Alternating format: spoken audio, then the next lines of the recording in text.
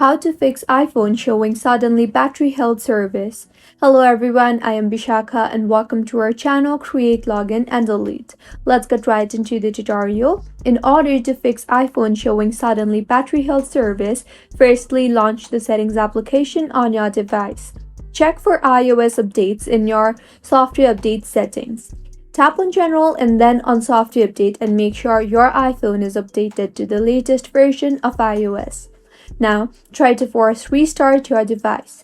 To force restart, quickly press and release the volume up button. Next, quickly press and release the volume down button. And finally, press and release the power button until you see the Apple logo. Don't release the power button when you see the slide to power off slider. Keep holding the side button until Apple logo appears. Once it appears, you can release the power button. See if the issue was fixed or not. If not, in settings again, tap on battery and then go ahead and toggle on the button for low power mode.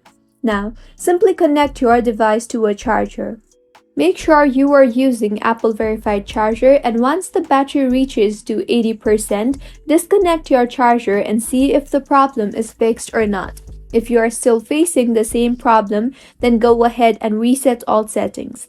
In order to reset all settings in settings itself, tap on General and scroll down and tap on Transfer or Reset iPhone, then on Reset and then on Reset all settings. Enter your passcode and reset all settings. Doing this will reset all settings. Nevertheless, none of your data or media will be deleted.